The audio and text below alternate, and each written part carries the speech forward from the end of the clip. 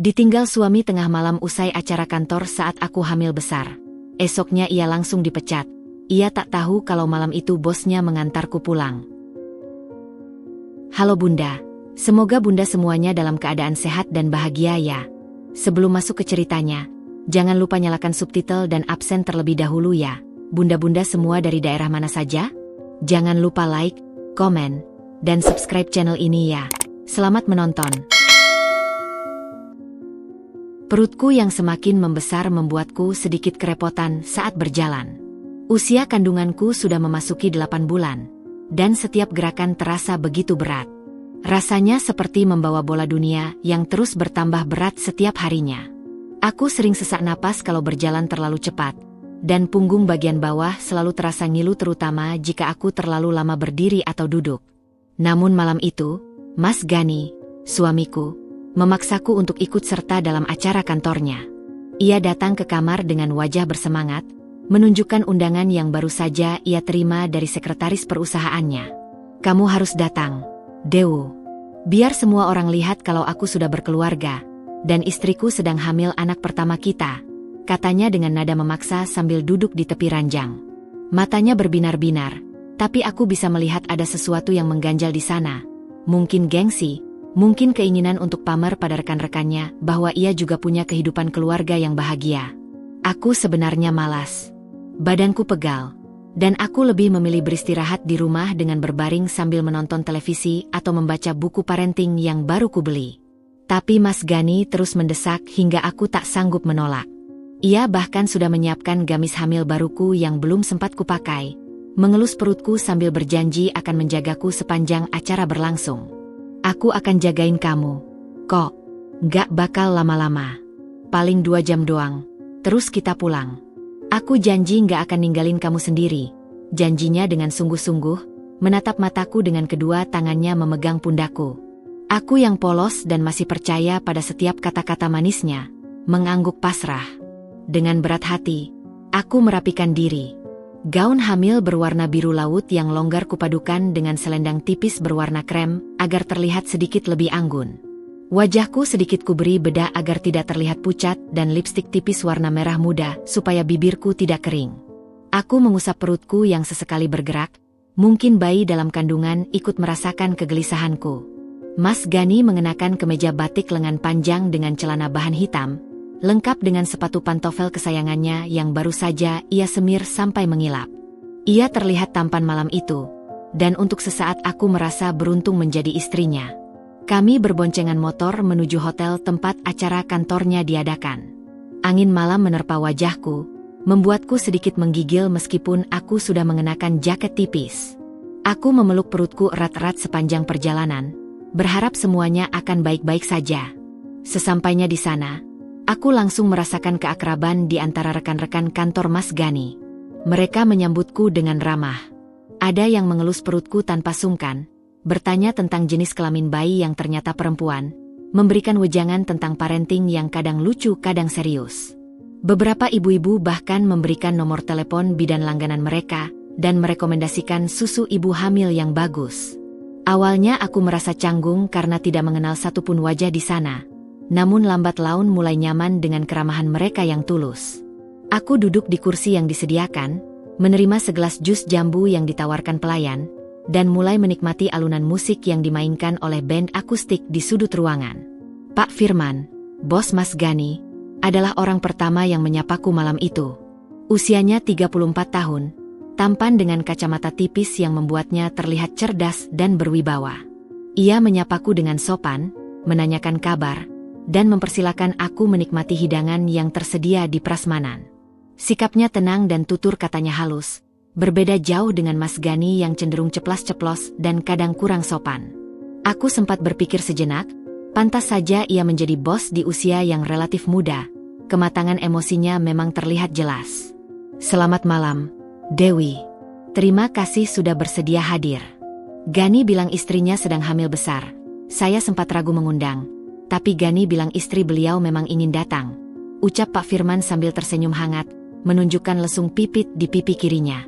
Aku hanya tersenyum tipis, tak kuasa berkata jujur bahwa ini semua paksaan suamiku. Dalam hati aku hanya bisa menghela napas, berharap Mas Gani tidak membuat janji-janji palsu pada bosnya. Pak Firman kemudian pamit untuk menyapa tamu lain yang baru datang. Tapi sebelum pergi ia sempat berpesan pada salah satu rekan wanitanya untuk menemani aku jika Mas Gani sedang sibuk. Perhatian kecil itu membuatku merasa sedikit dihargai, meskipun datangnya dari orang asing. Sepanjang acara, Mas Gani sibuk mengobrol dengan teman-temannya. Ia sesekali menengokku, melambai kecil atau mengangkat alis seolah bertanya apakah aku baik-baik saja. Tapi lebih banyak ia menghabiskan waktu di meja bar bersama rekan-rekan prianya, tertawa keras dan sesekali menepuk pundak temannya. Aku duduk sendiri di meja pojok, sesekali ditemani istri-istri rekan kerjanya yang ramah. Mereka mengajakku mengobrol tentang pengalaman melahirkan dan tips merawat bayi baru lahir. Awalnya aku senang karena merasa mendapat teman, tapi lama-lama mereka bergabung dengan suami masing-masing dan aku kembali sendiri. Aku melihat dari kejauhan, Mas Gani sudah beberapa kali meminum bir. Gelas demi gelas ia habiskan, dan wajahnya mulai memerah. Keningku berkerut. Bukankah ia janji akan menjagaku? Bukankah ia tahu aku tidak bisa pulang sendiri dengan kondisi hamil besar? Apakah ia lupa bahwa motornya adalah satu-satunya kendaraan yang kami miliki, dan aku tidak bisa mengendarainya dalam kondisi hamil seperti ini? Perasaanku mulai tidak enak. Aku mencoba mengiriminya pesan pendek melalui ponsel, mengingatkannya agar tidak minum terlalu banyak, tapi ponselnya diletakkan di atas meja dan ia sama sekali tidak melihatnya. Ia terlalu asyik dengan lingkaran pertemanannya, terlalu tenggelam dalam euforia acara kantor yang katanya hanya setahun sekali ini. Aku menghela napas panjang, mengusap perutku yang mulai terasa kencang. Mungkin ini kontraksi palsu, pikirku. Tapi setidaknya, jika Mas Gani peduli sedikit saja, ia akan mendekat dan bertanya kabarku. Namun yang kulihat, ia malah memesan bir lagi. Dadaku sesak, bukan karena udara, tapi karena kecewa. Aku yang hamil besar dan rentan, justru diabaikan di tempat yang ramai ini. Di sekelilingku, para suami duduk manis di samping istri mereka, sesekali menyuapi makanan atau sekadar menggenggam tangan. Sementara aku, hanya bisa memeluk perutku sendiri, berharap bayi dalam kandungan tidak ikut merasakan kesedihan ibunya. Sisa acara masih panjang, tapi hatiku sudah terasa sangat lelah. Acara usai sekitar pukul 11:30 malam. Aku sudah sangat lelah, lebih dari yang bisa kujelaskan dengan kata-kata. Badan terasa remuk. Punggungku nyeri seperti ditusuk-tusuk jarum, dan kakiku bengkak karena terlalu lama duduk di kursi yang tidak terlalu nyaman. Perutku juga mulai terasa kencang-kencang, kontraksi palsu yang biasa muncul kalau aku kelelahan. Aku sudah beberapa kali ke kamar kecil hanya untuk meregangkan badan dan membasuh wajah dengan air dingin supaya tetap segar. Mataku perih karena menahan kantuk, dan kepalaku mulai pusing karena sejak tadi hanya minum jus dan tidak makan nasi. Aku menghampiri Mas Gani yang sedang asyik mengobrol dengan beberapa temannya di dekat pintu keluar. Mereka tertawa lepas, bercanda tentang sesuatu yang tidak bisa aku tangkap karena suara bising di sekitarku. "Mas, kita pulang yuk. Aku udah capek banget," bisikku pelan sambil memegang lengannya, berharap ia segera sadar bahwa istrinya sudah tidak tahan lagi. Mas Gani menoleh. Matanya sedikit sayu, tanda ia sudah mabuk.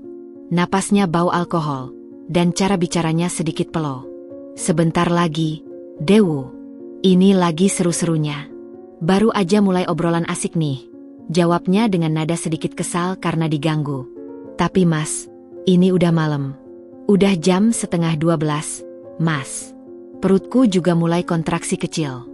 "Aku takut kenapa-kenapa," ucapku jujur sambil memegang perutku yang kembali mengencang. Aku berharap dengan mengatakan ini, ia akan segera membawaku pulang. Salah satu temannya, pria berkemeja putih yang tadi kulihat duduk di dekat bar, tersenyum canggung. "Gani, mending anterin istri dulu. Kasihan, udah hamil gede. Entar malah kenapa-kenapa. Lo yang repot," katanya mencoba menengahi. "Ah, nggak apa-apa. Dia bisa nunggu. Lagian ngapain buru-buru? Mumpung lagi kumpul gini," sahut Mas Gani cuek sambil mengangkat gelas birnya yang masih tersisa setengah. Ia bahkan tidak menatap mataku saat mengatakannya. Aku merasa seperti ditampar di depan umum. Wajahku memanas, bukan karena malu, tapi karena sakit hati. Dengan susah payah kutahan air mataku. Aku tidak ingin menangis di depan orang banyak, tidak ingin menunjukkan pada orang lain bahwa pernikahanku tidak seindah yang mereka kira. Aku hanya mengangguk pelan, berbalik, dan kembali ke kursiku. Aku duduk sendiri sambil memegang perut, berusaha menenangkan diri dan bayi yang mulai bergerak gelisah di dalam kandungan. Mungkin ia juga merasakan kegundahan ibunya. Beberapa kali aku melihat jam di ponselku, berharap waktu cepat berlalu. Mataku terus tertuju pada pintu, berharap Mas Gani segera menghampiriku dan mengajak pulang. Tapi yang kulihat, ia malah memesan minuman lagi. Kali ini bir hitam, favoritnya. Setengah jam berikutnya terasa seperti setengah hari. Aku sudah tidak tahan. Rasa mulas di perutku semakin sering datang, dan aku mulai khawatir kalau ini bukan kontraksi palsu. Aku mencoba menghubungi Mas Gani lewat ponsel, tapi panggilanku tidak diangkat. Kulihat dari kejauhan, ia meletakkan ponselnya di saku dan tidak merespons getaran. Entah sengaja atau tidak, aku tidak tahu. Yang jelas, dadaku semakin sesak. Sekitar pukul 12:30 malam, acara benar-benar usai. Para tamu mulai berhamburan keluar. Beberapa rekan kantor berpamitan padaku. Ada yang bertanya apakah aku diantar suami atau perlu tumpangan. Aku hanya tersenyum tipis dan bilang Mas Gani akan segera menjemputku. Mereka pun pergi, meninggalkanku sendiri di lobi hotel yang mulai sepi. Hanya ada beberapa petugas kebersihan yang mulai merapikan meja dan kursi. Aku berdiri dengan susah payah, berjalan menuju tempat parkir di mana Mas Gani dan teman-temannya masih berkumpul. Kulihat mereka sedang asyik merokok dan bercanda di dekat motor-motor mereka. Aku hampiri Mas Gani lagi dengan harapan terakhir. Kita akan segera pulang bersama. Namun yang kudapat justru kejutan tak menyenangkan yang akan selalu kuingat seumur hidupku. Kamu pulang naik ojek aja, Dew. Aku masih mau lanjut ngopi sama teman-teman. Udah janjian lama, gak enak kalau batal, kata Mas Gani seenaknya sambil membuang puntung rokoknya ke lantai. Aku terpaku, tidak percaya dengan apa yang baru saja kudengar. Mas, ini jam 12:30 malam. Aku hamil besar. Masa suruh naik ojek sendiri? Suaraku bergetar menahan tangis. Ya elah, drama banget sih. Di jalan juga banyak ojek online. Tinggal pencet aplikasi, 5 menit juga dateng. Aku kasih uang, naik ojek aja. Aman kok. Aku nggak enak sama temen-temen. Udah janjian dari kemarin. Nanti kalau aku nggak datang, mereka kecewa. Jawabnya dengan enteng, seolah memulangkan istri hamil di tengah malam adalah hal biasa. Aku nggak berani, Mas. Aku takut. Jalannya sepi. Jam segini juga udah larut. Kalau ada apa-apa gimana? Mas ingat aku hamil, kan? Aku mencoba lagi, berharap ada sisa kepedulian dalam dirinya. Ah, lebay. Nggak akan kenapa-napa. Ojek online kan profesional. Udah biasa antar penumpang malam-malam. Nih, aku kasih uang. Mas Gani mengeluarkan dompetnya tanpa ragu, menyodorkan 2 lembar 50.000 dengan santainya. Nih, buat ojek. Sisanya buat jajan. Aku duluan ya, temen-temen udah pada nunggu. Jangan lupa kunci pintu. Ia berbalik dan bergabung dengan teman-temannya tanpa menoleh lagi. Tanpa mencium keningku, tanpa memegang perutku, tanpa bertanya apakah aku baik-baik saja. Ia pergi begitu saja, meninggalkanku berdiri di tengah malam yang dingin dengan uang 100.000 di tangan dan perut besar yang penuh dengan bayi yang harus dilindungi.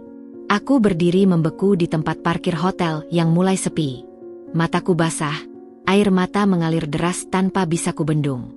Perutku terasa mulas, tapi yang paling perih bukan raga, melainkan hati. Bagaimana mungkin pria yang setiap malam tidur di sampingku, yang setiap pagi kusiapkan sarapan, yang mengelus perutku sambil berkata, sayang anak kita, bisa setega ini? Apa janji menikahnya dulu hanya omong kosong? Apa cintanya padaku hanya karena aku melayaninya? Pertanyaan-pertanyaan itu berputar-putar di kepalaku, membuat pusingku semakin menjadi. Beberapa orang masih berlalu lalang di parkiran, tapi tak ada yang peduli padaku. Aku hanya wanita hamil yang menangis sendirian di pinggir jalan, dengan uang 100.000 di genggaman dan hati yang hancur berkeping-keping. Aku mengeluarkan ponsel, berniat memesan ojek online seperti yang disuruh Mas Gani, tapi tanganku bergetar hebat. Aku takut. Bukan hanya takut pada jalanan yang sepi, tapi takut pada kenyataan bahwa pernikahanku mungkin sudah berakhir malam itu. Lalu, dari balik kegelapan malam, sebuah mobil hitam berhenti di depanku. Pintunya terbuka, dan seorang pria keluar dengan wajah penuh kekhawatiran. Untuk sesaat, aku tidak percaya dengan apa yang kulihat. Itu adalah Pak Firman, bos Mas Gani. Pria yang tadi menyapaku dengan ramah, pria yang memberikan perhatian kecil yang tak pernah kudapat dari suamiku sendiri. Ia berdiri di depanku dengan kemeja yang sedikit kusut dan dasi yang sudah longgar. Wajahnya menunjukkan kepanikan yang nyata saat melihat air mataku. "Dewi, kamu kenapa? Kok nangis sendiri di sini?" Tanyanya dengan suara lembut tapi penuh cemas. Ia melihat sekeliling, mencari-cari sosok Mas Gani yang tak ada di mana-mana. Aku tak bisa menjawab. Hanya isak tangis yang keluar dari mulutku. Aku terlalu lelah, terlalu sakit, terlalu kecewa untuk bisa berkata-kata. Tiba-tiba, seseorang menyentuh pundakku dengan lembut. Aku menoleh dan mendapati Pak Firman berdiri di sampingku dengan wajah yang penuh kekhawatiran.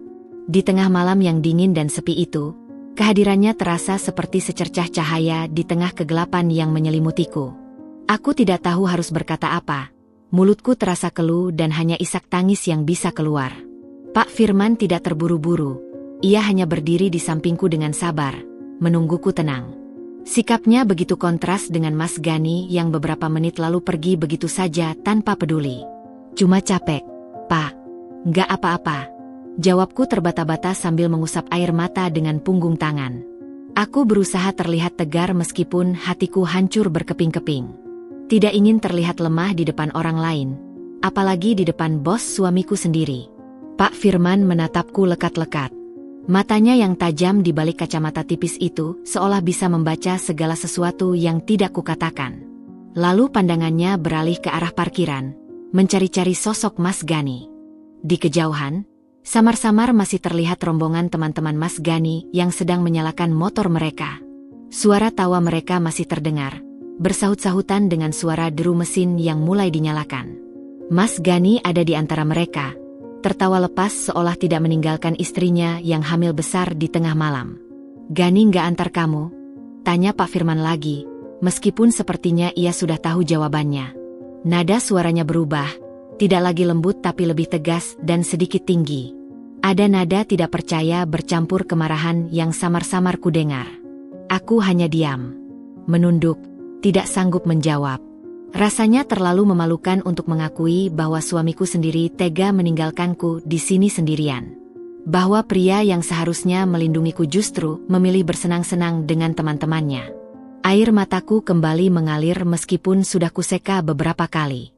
Tanganku secara refleks memegang perutku yang kembali mengencang. Mungkin bayiku juga merasakan kesedihan ibunya. Pak Firman menghela napas panjang. Ia melepas kacamatanya sejenak, mengusap wajahnya dengan telapak tangan, lalu memasang kembali kacamatanya. Ekspresinya berubah menjadi lebih tenang, namun matanya masih menyimpan kemarahan yang tertahan. Ia kemudian menatapku dengan pandangan yang sulit kujelaskan, campuran antara iba, perhatian, dan mungkin sesuatu yang lain yang saat itu belum bisa kukenali. "Udah, jangan nangis. Saya antar kamu pulang," katanya dengan nada yang tidak bisa dibantah. Bukan tawaran, tapi pernyataan. Ia sudah memutuskan. Aku terkejut. Nggak usah repot-repot, Pak. Saya naik ojek aja." "Bisa kok, Pak. Udah biasa kok naik ojek," jawabku cepat, setengah panik. Rasanya tidak enak merepotkan orang lain, apalagi bos suamiku sendiri. Aku tidak ingin jadi bahan gunjingan atau membuat situasi semakin rumit. "Dewi, kamu hamil besar. Jam 12:30 malam. Masak naik ojek sendiri?" Suaranya tegas tapi masih terdengar lembut. "Enggak, saya antar. Ayo, jangan banyak pikiran." Ia tidak menunggu jawabanku lagi. Tangannya yang hangat menggenggam lenganku dengan lembut, menuntunku berjalan menuju mobil hitamnya yang terparkir tidak jauh dari tempatku berdiri. Langkahku tertatih-tatih karena perut yang besar dan kaki yang mulai bengkak. Pak Firman memperlambat jalannya, menyesuaikan dengan langkahku yang lambat. Ia bahkan sempat bertanya apakah aku perlu berhenti sejenak untuk beristirahat. Perhatian kecil itu terasa begitu asing bagiku, karena sudah lama tidak kudapatkan dari Mas Gani. Sesampainya di mobil, ia membukakan pintu untukku. Tangannya masih setia menopang lenganku sampai aku benar-benar duduk dengan nyaman di kursi penumpang. Ia kemudian menyesuaikan sabuk pengaman dengan sangat hati-hati, memastikan tidak menekan perutku yang besar. Gerakannya pelan dan penuh perhitungan, seolah ia paham betul bagaimana cara memperlakukan wanita hamil. Untuk sesaat aku berpikir, mungkin ia sudah punya pengalaman, mungkin ia sudah punya anak. Tapi aku tidak tahu pasti dan tidak berani bertanya.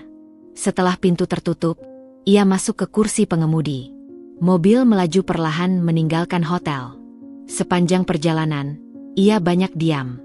Hanya sesekali bertanya arah ke rumahku. Suasana hening, hanya terdengar suara mesin mobil dan angin malam yang berdesir di luar jendela. Aku masih menyeka sisa air mata, berusaha menenangkan diri. Perasaanku campur aduk, malu, sedih, kecewa, dan entah mengapa, sedikit tenang karena tidak sendirian. Jalanan di luar mulai sepi. Beberapa lampu lalu lintas masih berkedip kuning. Toko-toko di pinggir jalan sudah tutup semua, hanya menyisakan lampu penerangan yang temaram. Di kejauhan, sesekali terlihat beberapa kendaraan melintas, tapi sebagian besar jalanan lengang. Bulan malam itu bersinar cukup terang, tapi tidak cukup hangat untuk menghangatkan hatiku yang beku. Tiba-tiba perutku kembali mengencang. Aku mengaduh kecil, tidak terlalu keras, tapi cukup untuk didengar oleh Pak Firman. Ia segera menepikan mobilnya ke pinggir jalan dengan cepat namun tetap hati-hati. Matanya memandangku dengan cemas, bercampur panik. "Kenapa? Kontraksi? Mau ke rumah sakit?" Tanyanya cepat, suaranya meninggi setengah panik. Tangannya sudah siap memegang setir, seolah siap melesat ke rumah sakit terdekat kapanpun aku mengiyakan. Aku menggeleng lemah. "Enggak, Pak. Ini kontraksi palsu. Biasanya kalau capek gini suka kencang-kencang. Dokter bilang gak perlu khawatir selama belum teratur dan belum terlalu sakit."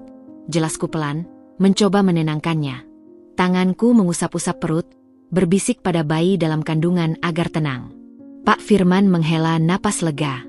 Bahunya yang tadinya tegang perlahan rileks. Tapi wajahnya masih terlihat cemas. Ia tetap memarkir mobilnya di pinggir jalan, tidak langsung melaju. Mungkin ia ingin memastikan aku benar-benar baik-baik saja. Di bawah lampu jalan yang temaram, aku bisa melihat raut wajahnya dengan lebih jelas. Garis-garis wajahnya tegas, menunjukkan ketegasan, tapi matanya lembut. Ada kerutan di keningnya yang menandakan ia sedang banyak berpikir. "Dewi, maaf saya berkata jujur. Tadi saya lihat Gani pergi sama teman-temannya. Saya lihat kamu ditinggal sendirian. Saya nggak habis pikir ada suami tega ninggalin istri hamil besar di tengah malam," katanya akhirnya, memecah keheningan. Suaranya pelan tapi berat, seperti orang yang sedang menahan perasaan yang rumit. Ia tidak menatapku saat bicara, matanya lurus ke depan menatap jalan yang gelap. Aku tak bisa menahan air mata lagi. Isak tangisku pecah di dalam mobil itu. Semua perasaan yang kutahan sejak tadi meledak semua. Tangisku bukan hanya karena kejadian malam ini, tapi mungkin juga karena akumulasi dari kekecewaan-kekecewaan sebelumnya selama menikah dengan Mas Gani. Semua pengorbanan yang kulakukan, semua maaf yang kuberikan, semua harapan yang kusimpan, seolah tidak berarti apa-apa. Pak Firman diam, tak menginterupsi tangisku. Ia hanya mengambil tisu dari dashboard, menyodorkannya padaku dengan sabar. Tangan kirinya sesekali mengusap lenganku, memberikan sedikit ketenangan. Beberapa menit kemudian, tangisku mereda. Aku menghapus sisa air mata dan ingus dengan tisu yang diberikan Pak Firman. Aku merasa sedikit malu telah menangis di depan orang yang hampir tidak kukenal. Tapi di sisi lain, aku juga merasa lega bisa melepaskan semua beban yang kupendam. "Maaf, Pak. Saya jadi merepotkan," kataku lirih. "Kamu nggak merepotkan sama sekali, Dewi. Justru saya lega bisa bantu," jawabnya tulus.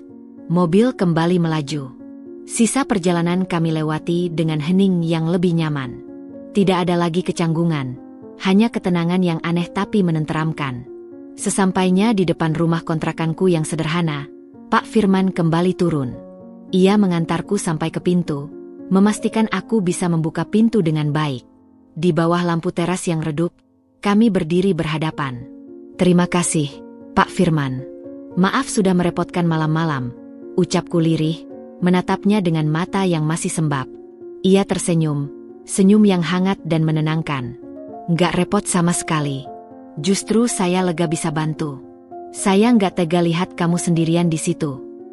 Pak Firman merogoh saku jasnya, mengeluarkan kartu nama berwarna putih bersih. Ia menyodorkannya padaku dengan kedua tangan. Sopan sekali. Ini nomor saya. Kalau ada apa-apa, hubungi saya. Jangan sungkan. Saya serius, Dewi. Kapanpun kamu butuh bantuan, telepon saya. Aku menerima kartu itu dengan tangan bergetar. Kutatap kartu itu sejenak. Nama Firman Hartanto tercetak rapi dengan jabatan sebagai Direktur Operasional. Ada 3 nomor telepon di sana. Kantor, ponsel, dan nomor rumah.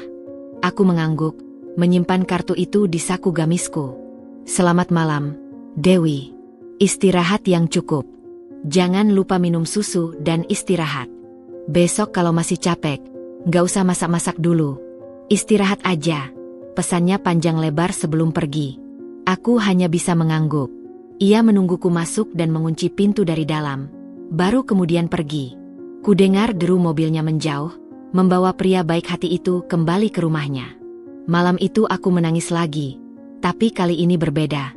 Bukan karena Mas Gani meninggalkanku, tapi karena orang asing, bahkan bos suamiku sendiri, lebih peduli padaku daripada pria yang menikahiku. Pak Firman, malaikat tanpa jubah yang menjemputku di tengah malam, telah menunjukkan padaku arti kepedulian yang selama ini tidak pernah kudapatkan dari suamiku sendiri. Aku berbaring di ranjang, memeluk perutku yang mulai tenang. Bayiku bergerak sedikit, mungkin sedang berganti posisi. Aku berbisik pelan, "Nak, maafin ibu ya. Tadi ibu nangis. Tapi sekarang ibu udah nggak apa-apa. Ada malaikat yang jagain ibu pulang." Air mata kembali mengalir. Tapi kali ini air mata haru. Di luar, makin larut dan makin dingin. Tapi di dalam hatiku, ada sedikit kehangatan yang mulai tumbuh. Sebuah perasaan asing yang tidak berani ku beri nama. Aku hanya tahu, malam ini aku bertemu dengan seseorang yang memperlakukanku seperti manusia berharga, bukan seperti beban. Sebelum tidur, aku menatap kartu nama itu lagi. Firman Hartanto. Nama yang akan selalu kuingat sebagai penyelamatku malam itu.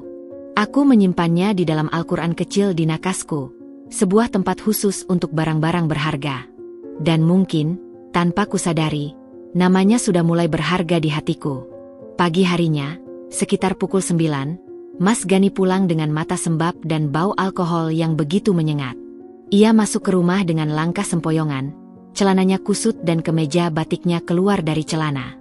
Tanpa menegurku, tanpa bertanya kabarku atau bagaimana aku pulang semalam, ia langsung merebahkan diri di ranjang dan tertidur pulas dengan mulut menganga.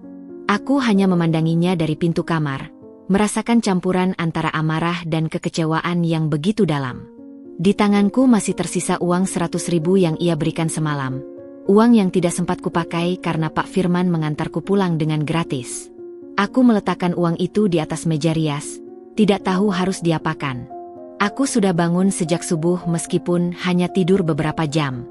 Badanku masih terasa pegal, perutku masih kencang-kencang, tapi aku sudah terbiasa bangun pagi untuk menyiapkan sarapan. Namun pagi ini, untuk pertama kalinya, aku tidak memasak untuk Mas Gani. Aku hanya duduk di ruang tamu sambil memegang perut, menonton televisi dengan suara pelan, dan berpikir tentang banyak hal. Pikiranku melayang pada kejadian semalam, pada kebaikan Pak Firman, pada ketidakpedulian Mas Gani. Bayi dalam kandunganku bergerak aktif, seolah ikut merasakan kegelisahan ibunya. Sekitar pukul 10, ponsel Mas Gani berdering nyaring di atas meja. Aku melihat layarnya. Kantor muncul di sana. Aku ragu untuk membangunkannya, tapi dering itu terus berlanjut tanpa henti. Akhirnya aku bangkit dengan susah payah, mengambil ponsel itu, dan menghampiri Mas Gani yang masih tertidur pulas. Kuguncang bahunya perlahan. Mas, bangun. Ada telepon dari kantor, kataku. Mas Gani menggerutu, membalikkan badan, dan mencoba mengabaikanku. Tapi dering ponsel masih terus berbunyi. Akhirnya ia merebut ponsel dari tanganku dengan kasar dan menjawab dengan suara serak. Halo? Ya, Pak Firman? Hah? Sekarang? Suaranya berubah kaget. Ia langsung duduk di ranjang, mengusap wajahnya yang masih kusut. Iya, Pak. Saya segera ke kantor. Iya, Pak. Iya. Ia mematikan telepon dan terdiam beberapa saat, menatap dinding dengan tatapan kosong. Kemudian ia bangkit tergesa-gesa, meraih handuk dan berlari ke kamar mandi. Aku mendengar suara air mengalir deras.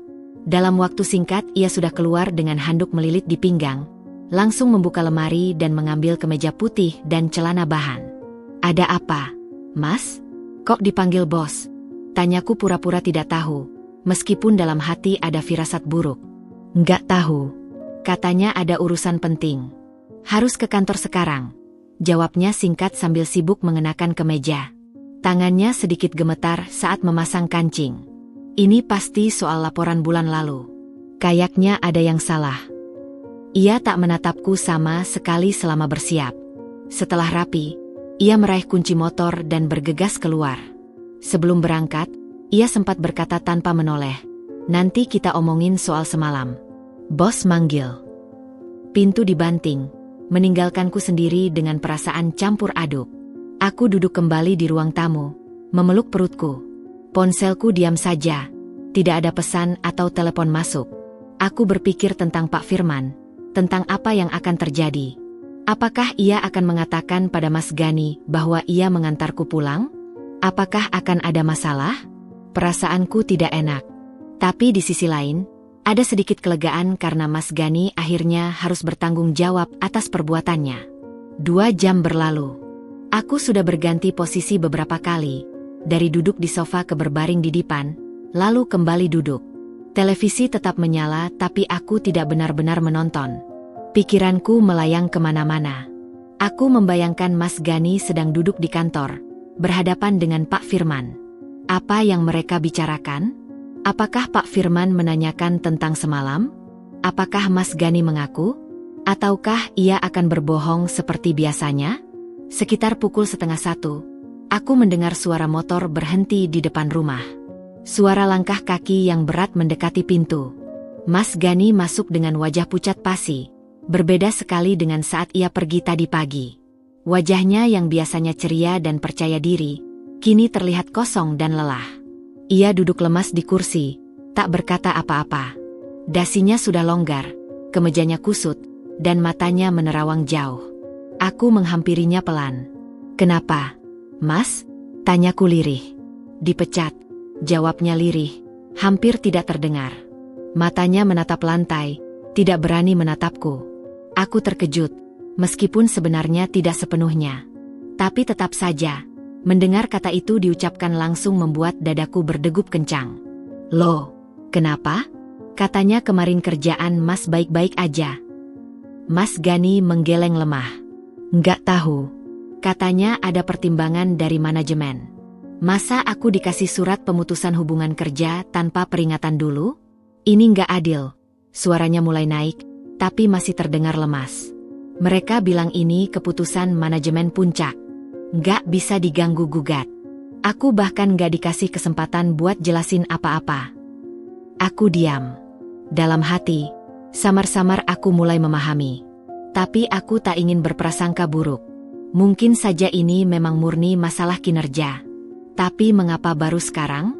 Mengapa setelah semalam? Pikiranku langsung tertuju pada Pak Firman, pada kebaikannya semalam, pada tatapan matanya yang penuh perhatian. Apa mungkin ia melakukan ini?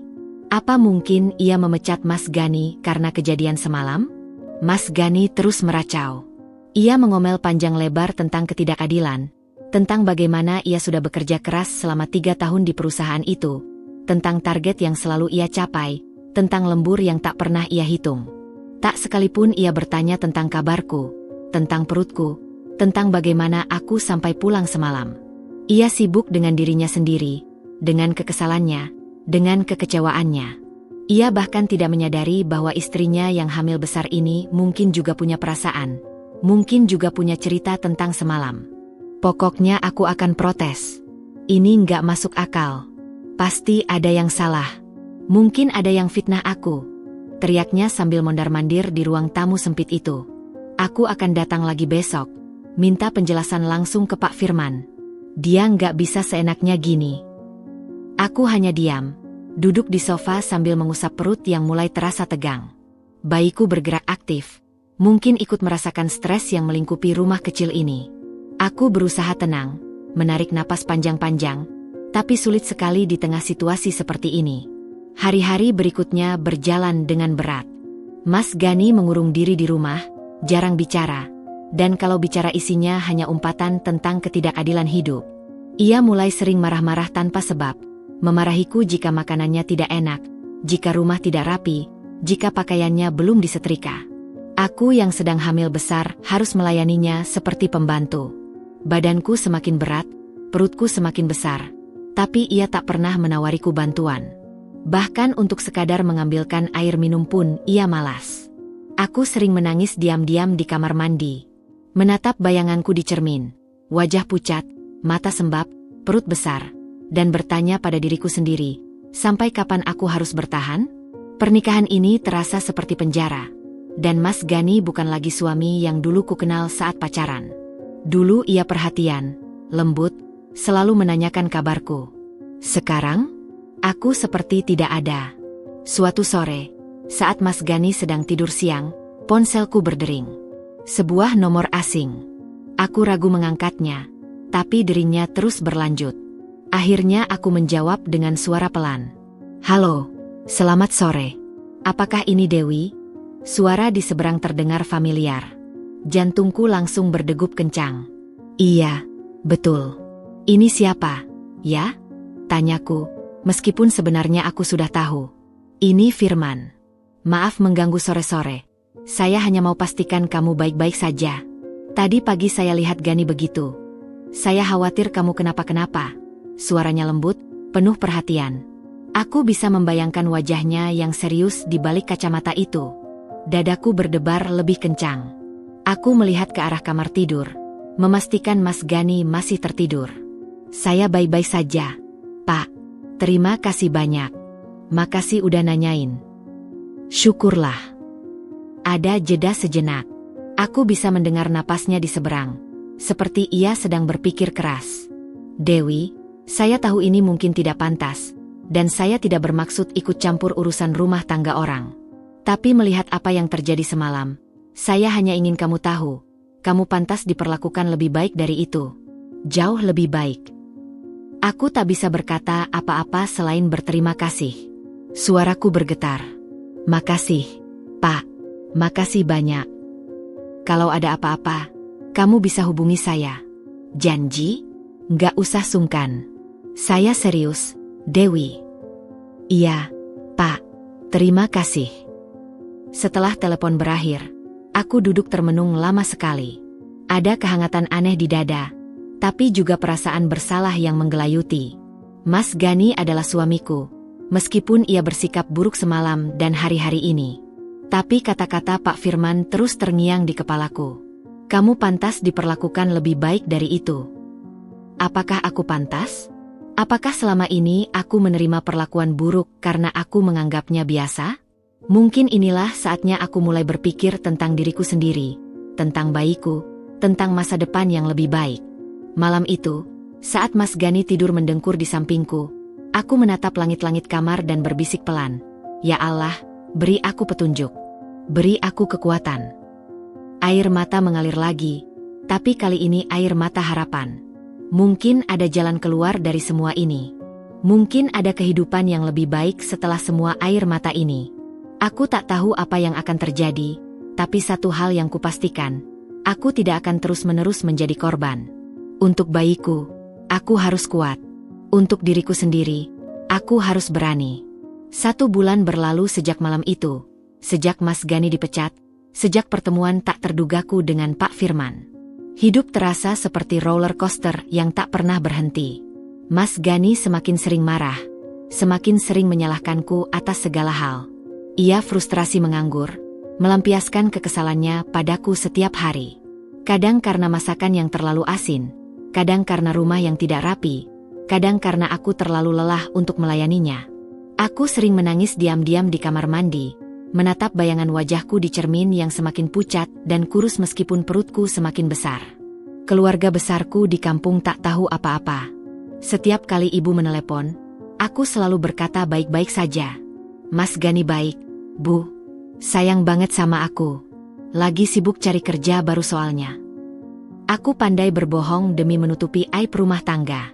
Tapi setiap kali telepon berakhir, aku akan menangis terseduh-seduh. Bayiku bergerak gelisah setiap kali aku menangis, seolah ikut merasakan kesedihan yang mencekik hati ibunya. Hubunganku dengan Mas Gani mendingin drastis. Kami tidur satu ranjang tapi seperti dua orang asing. Ia membelakangi aku setiap malam, tak pernah lagi mengelus perutku atau bertanya tentang perkembangan bayi. Aku hanya bisa mengusap perutku sendiri, berbisik pada bayi dalam kandungan. Maafin ibu, nak. Ibu lagi sedih. Tapi ibu sayang banget sama kamu. Kata-kata itu selalu membuatku terharu, dan air mata akan kembali mengalir. Suatu sore, saat Mas Gani sedang keluar melamar pekerjaan ke sebuah perusahaan di kota, ponselku berdering. Nomor itu sudah kuhafal di luar kepala. Pak Firman. Meskipun kami jarang berkomunikasi, ia selalu mengirim pesan singkat setiap beberapa hari, menanyakan kabarku. Hanya itu. Tak pernah lebih. Tapi hari ini ia menelepon, dan suaranya terdengar berbeda. Dewi, apa kamu ada waktu? Aku ingin bertemu, katanya langsung tanpa basa-basi. Ada yang perlu aku bicarakan. Penting. Aku ragu. Bertemu dengan mantan bos suami di saat suamiku sedang frustrasi dan cemburuan? Itu bisa jadi bencana. Tapi suara Pak Firman terdengar serius. Dan ada sesuatu dalam intonasinya yang membuatku tak bisa menolak. Mungkin karena selama 1 bulan ini ia adalah satu-satunya orang yang peduli padaku. Satu-satunya yang selalu bertanya kabar. Satu-satunya yang membuatku merasa masih berharga sebagai manusia. Di mana, Pak? Tanyaku lirih. Di kafe dekat rumah sakit bersalin, dekat rumah kamu. Kamu tahu? Yang ada taman bunganya itu. Aku jemput kamu. Nggak usah, Pak. Saya bisa naik taksi online. Jam berapa? Jam 3. Hati-hati ya.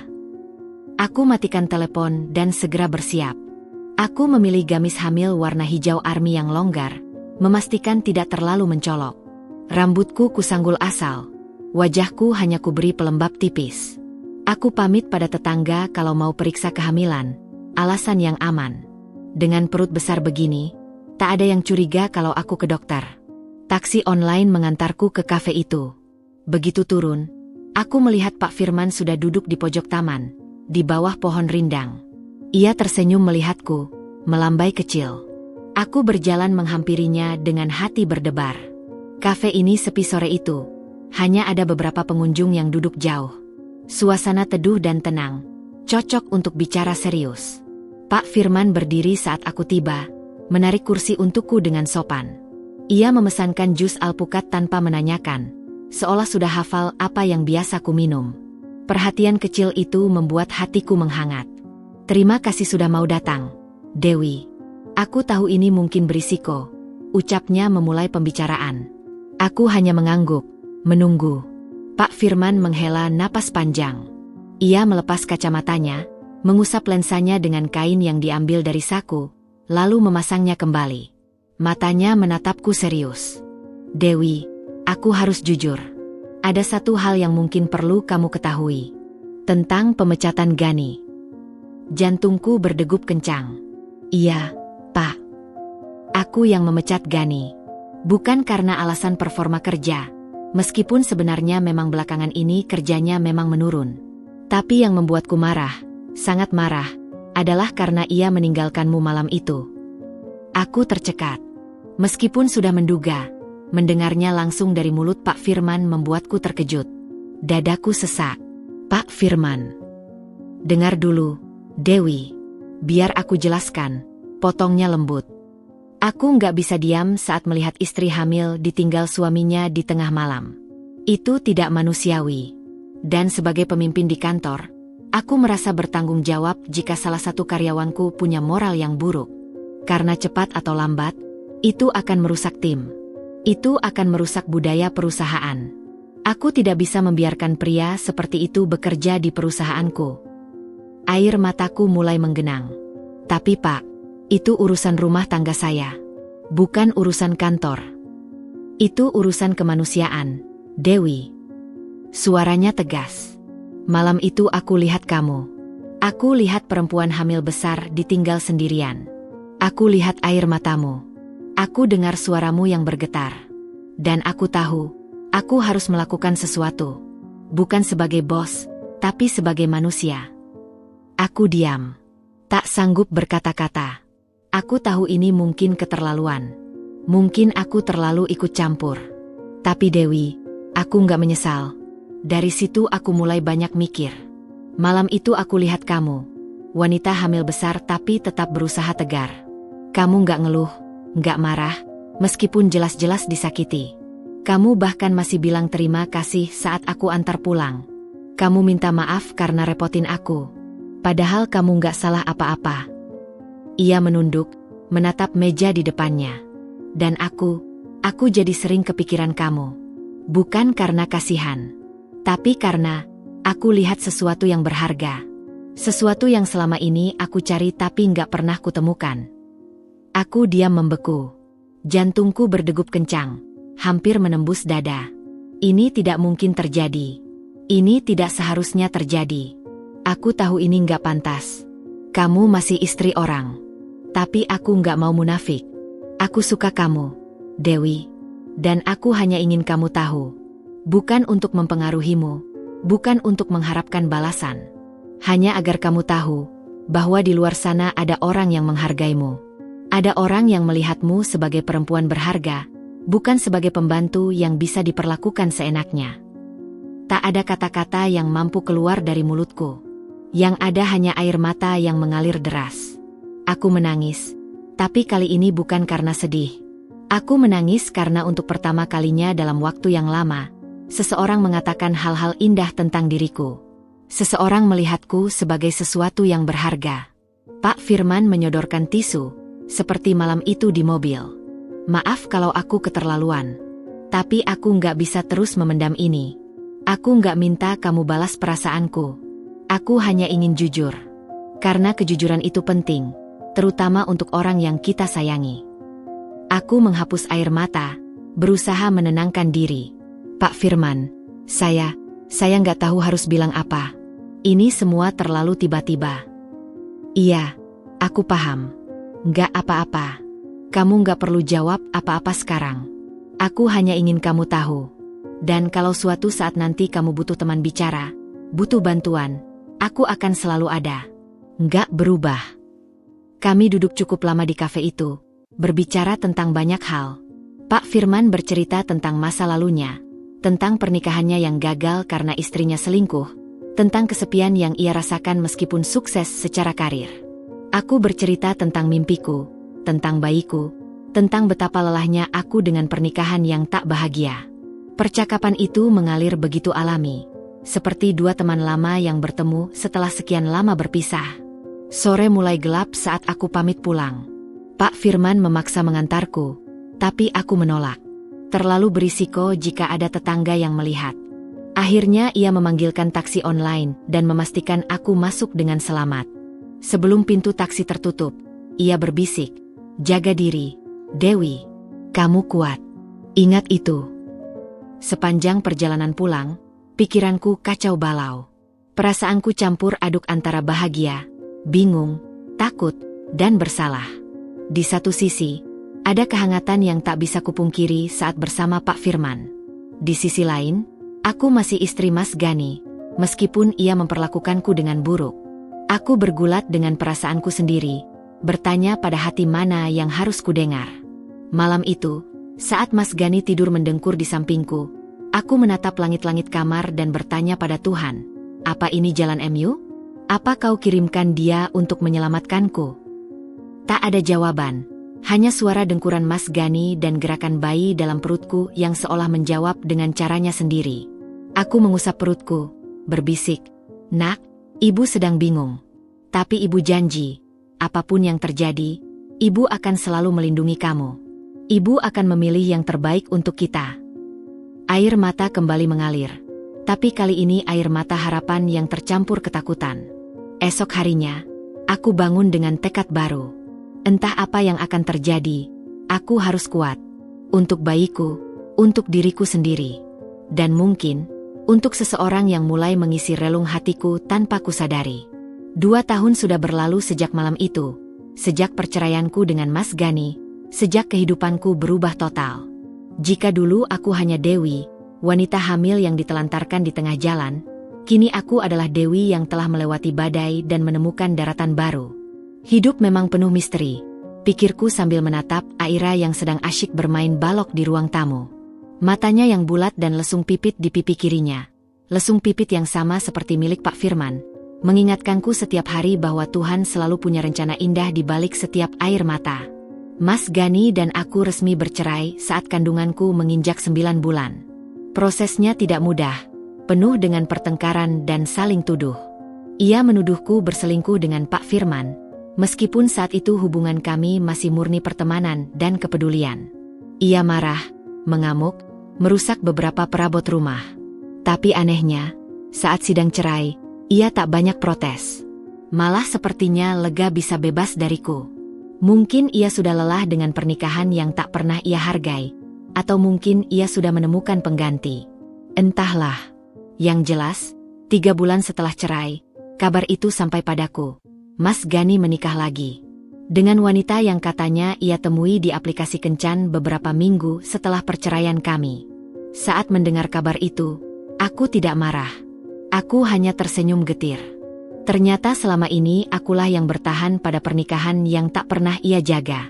Akulah yang berjuang sendirian mempertahankan sesuatu yang dari awal mungkin sudah retak. Tapi aku tidak menyesali pernikahan itu. Dari situlah aku mendapatkan Aira, anugerah terbesar dalam hidupku. Aku melahirkan Aira dengan selamat di rumah sakit bersalin yang tidak jauh dari rumah kontrakanku. Proses persalinannya panjang dan melelahkan. Hampir 20 jam aku berjuang di ruang bersalin. Pak Firman, aku memanggilnya Mas Firman sekarang, setia menemaniku sejak masa kehamilan, melahirkan, hingga mengurus bayi. Ia yang mengantarku ke rumah sakit saat kontraksi mulai teratur. Ia yang menunggu di luar ruang bersalin selama 20 jam itu.